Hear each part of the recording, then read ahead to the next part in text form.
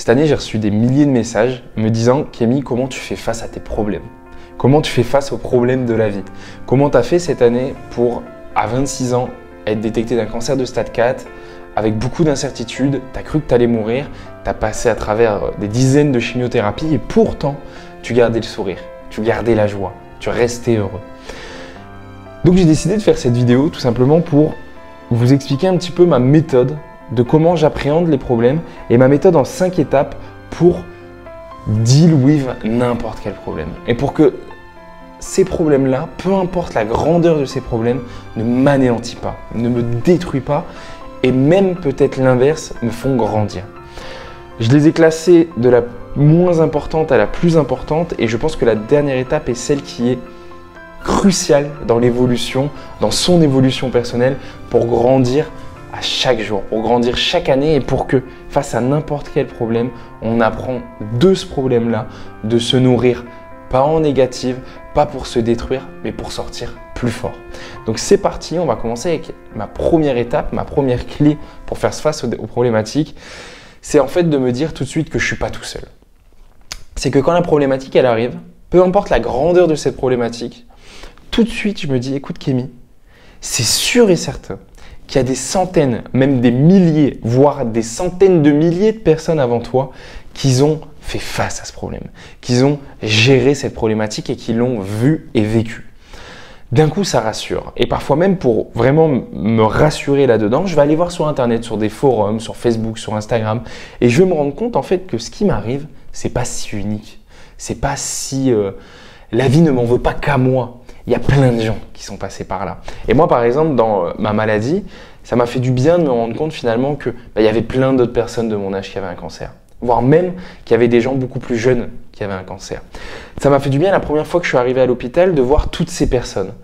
Ça m'a pas fait du bien parce que j'étais content de les voir malades, mais ça m'a fait du bien parce que je me suis dit, bon bah je suis pas tout seul. Et c'est dur, c'est extrêmement douloureux, mais je suis pas tout seul.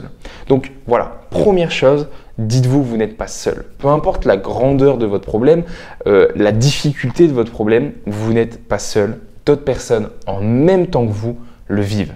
Et si en plus ça peut vous faire du bien d'en parler avec ces personnes, aujourd'hui Internet c'est une mine d'or. Aujourd'hui avec Internet on peut contacter tout le monde, donc faites-le. La deuxième chose, c'est de me dire, ok, est-ce que ce problème, j'ai un contrôle dessus ou pas? Et ça, pour moi, c'est l'une des clés la plus importante, même globalement dans le développement personnel et dans l'idée d'aller chercher une vie meilleure, c'est de savoir vraiment distinguer ces choses-là. Ok, j'ai un élément qui arrive dans ma vie, est-ce que j'ai le contrôle dessus ou pas? Je vais prendre par exemple ma maladie. Tout de suite, j'ai compris qu'il y avait beaucoup de choses qui étaient out of control. Je ne pouvais pas contrôler la fin. Je ne pouvais pas savoir si les traitements allaient marcher, je ne pouvais pas contrôler les effets secondaires des chimiothérapies, je pouvais très peu contrôler de choses.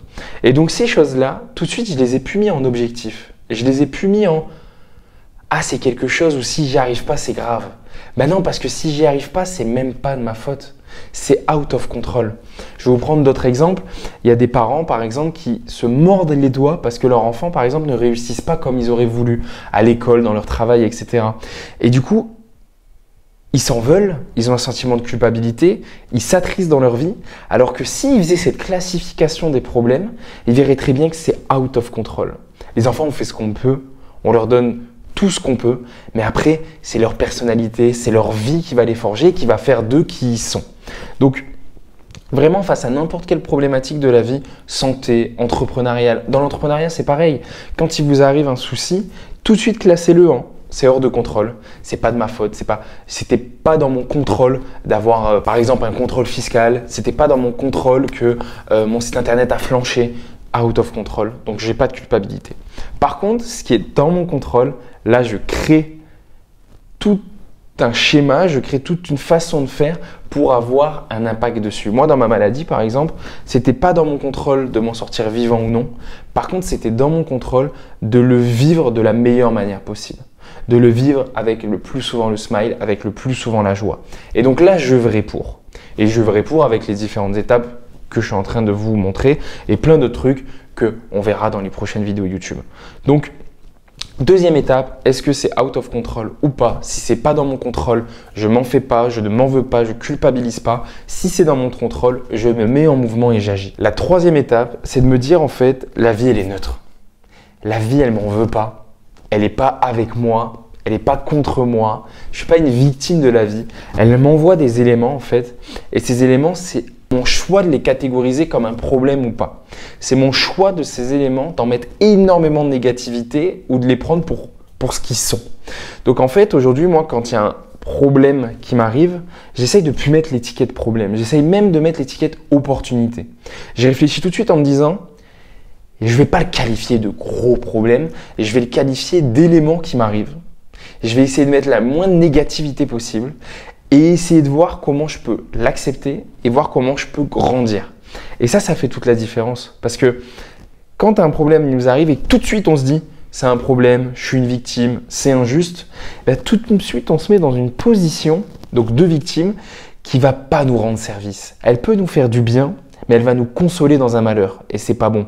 Donc essayez la prochaine fois que vous avez un problème, peu importe la grandeur de ce problème, de tout de suite vous dire ok, c'est un élément de la vie. D'ailleurs, ces éléments de la vie-là, tous à chacun, on va en avoir. Tous à chacun, on va avoir notre lot de problèmes. Et tous à chacun, on va avoir notre croix à porter. Par contre, c'est nous qui décidons de la lourdeur de cette croix ou pas. Le problème, on ne peut pas l'esquiver. Ça, c'est la vie. Par contre, on peut décider que ce problème va nous tuer ou alors nous faire grandir. Donc, à retenir, quand un élément arrive, même un élément négatif, j'essaye de ne pas trop mettre l'étiquette problème. J'essaye justement de mettre l'étiquette opportunité.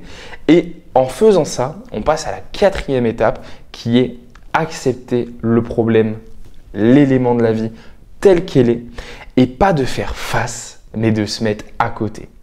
Et ça, c'est hyper important et moi, ça a été game changer, ça a vraiment changé la façon de voir la vie et la façon de voir mes problématiques.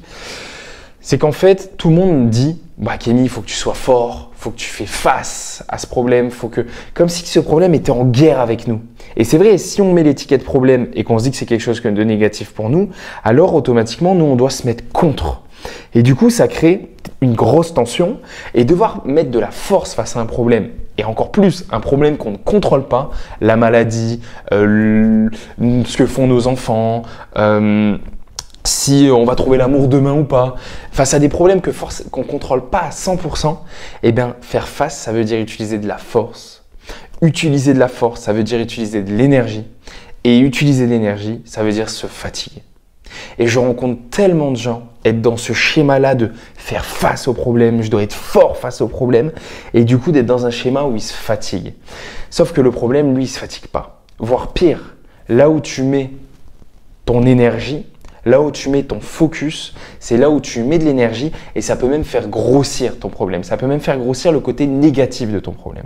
Donc, cette quatrième étape, c'est de faire l'exercice, de ne pas se dire « je me mets contre ce problème, face à ce problème, il m'en veut ce problème, c'est un ennemi pour moi », mais plutôt de le mettre à côté et de se dire « c'est un ami pour moi ». Et c'est comme ça qu'on avance. Et d'ailleurs, c'est comme ça qu'on avance, même ça me fait penser à quelque chose dans toutes les relations de notre vie. Vous savez, avec notre conjoint ou notre conjointe, quand on se prend la tête, si la personne, on la met face à nous et qu'on utilise de la force contre elle, en général, ça ne marche jamais. Les égos se réveillent et en général, l'un repart avec son point de vue, l'autre repart avec son point de vue. Ça peut créer des disputes, ça peut créer des tensions et ça peut même créer parfois des couples qui se déchirent. Alors que si d'un coup, la personne en face de nous, notre femme ou notre mari, on le met à côté et au lieu de se dire c'est mon ennemi, je suis contre elle ou contre lui, mais de se dire c'est mon allié et on est face à quelque chose et ensemble on va avancer, eh bien ça change tout. Et ça crée plus d'écoute, ça crée plus de compréhension, l'autre comprend mieux l'autre. Et d'un coup, en fait, au lieu que ça nous a tous les deux réduits dans de la négativité, dans des tensions, dans de la colère, ça nous a tous les deux fait grandir et on comprend mieux l'autre. Et avec les problèmes, peu importe lesquels, c'est la même chose. Donc, rappelez-vous de cette quatrième étape, je ne me mets pas face à mon problème. D'ailleurs, si tu as bien suivi la troisième étape, tu ne l'appelles même pas problème, tu l'appelles événement de la vie. Et donc, je ne me mets pas face, je ne me mets pas contre, ce n'est pas mon ennemi, je me mets à côté. Et même dans les cas difficiles. Moi, cette année, vous le savez, on m'a annoncé un cancer de stade 4. On m'a annoncé une chance sur 3 de mourir, 2 chances sur 3 de vivre. Et pourtant, je ne l'ai jamais mis contre moi, ce cancer. Je l'ai mis avec moi. Et j'ai cherché à lui dire, qu'est-ce que tu veux m'apprendre? Qu'est-ce que tu veux me dire? Comment je peux grandir avec toi? Comment je peux évoluer avec toi? Et ça a changé toute la donne. On passe du coup maintenant à la 5e étape et c'est l'étape la plus importante et j'en ai déjà un petit peu parlé. C'est comment je peux grandir, comment je peux évoluer grâce à cette problématique qu'on n'appelle plus problème, qu'on appelle élément de ma vie. Comment je peux grandir face à cette externalité? Et ça, je vous promets, ça fait toute la différence. En fait, à partir du moment où tu arrives à adopter la gymnastique de dès qu'il m'arrive quelque chose, je ne me dis pas que je suis une victime, que c'est injuste, que c'est une problématique, que je me mets contre, que c'est mon ennemi, mais que tout de suite, je me mets dans la position de comment je grandis, ça change tout. Et je te promets que n'importe quel problème que tu as, même le plus grave, il va être douloureux. Il va te faire souffrir, mais tu vas en grandir. En devenant une meilleure personne, en devenant une personne plus forte, en devenant une personne plus résiliente.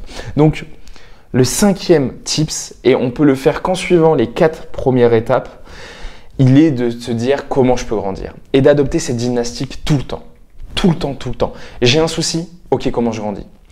J'ai une panne, ma voiture est tombée en panne, je suis là en train d'attendre 2 heures. Au lieu de me dire, on me veut du mal, c'est trop chiant, je vais perdre 2 heures. Ok, comment je fais de ces 2 heures un moment pour grandir, un moment pour comprendre et de m'entraîner à être résilient, de m'entraîner à accepter les éventualités de la vie, de m'entraîner à accepter les choses imprévues. Et c'est out of control. Ma voiture est tombée en panne, je ne pouvais rien faire. Alors j'accepte. Et je me dis de ce problème, j'en fais juste une éventualité. Mieux, j'en fais une opportunité et je la mets à côté. Et étape 5, je me dis comment je grandis. Et là, ça change tout. Donc, on a vu ensemble vraiment mes 5 étapes à moi, personnellement, qui me font énormément de bien dès que j'ai des problèmes dans la vie, du coup des éventualités, des événements qui m'arrivent et qui changent tout, qui changent notre regard, qui changent notre manière de vivre, qui fait que, je peux le dire aujourd'hui, je n'ai plus de problème. En fait, là, c'est même pas comment je fais face aux problèmes, c'est même pas comment je fais pour gérer les problèmes, c'est je n'ai plus de problème. Tout ce qui m'arrive, ça me dépasse. Et moi, ce que je peux faire, c'est juste essayer de grandir. Donc, je n'ai plus de problème, je n'ai que des opportunités. Et à chaque fois, en adoptant ces 5 étapes, tu vas voir que tout doucement, tu vas arriver dans une vie où tu vas être beaucoup plus sereine, beaucoup plus serein. Et dans une vie où à chaque fois, tu grandiras. Où à chaque fois que tu auras un souci dans ta vie, un problème, qu'on essaye de plus étiqueter problème, tu vas sentir vraiment que tu grandis, que tu t'élèves, que tu passes à un autre niveau de conscience. Et là, ça change tout. Voilà. J'espère que cette vidéo, elle t'a plu. Je t'invite à la partager, à liker, à t'abonner à la chaîne si ce n'est pas le cas. Je rentre plus en détail parfois par écrit sur différents thèmes autour de mieux vivre, autour d'aller chercher une vie pleine de sens, une vie qui nous fait vibrer. Et je le fais par écrit dans ma newsletter, elle s'appelle Dans la tête de Kémy. Tu peux t'abonner en cliquant sur le lien juste en dessous de cette vidéo. C'est une newsletter complètement gratuite et plusieurs fois par semaine. Par écrit, je t'amène des outils, des pensées, des façons de voir les choses qui, je pense, peuvent t'aider à mieux vivre et à aller chercher une vie pleine de sens. Je te dis à très vite avec beaucoup d'amour, Kémy.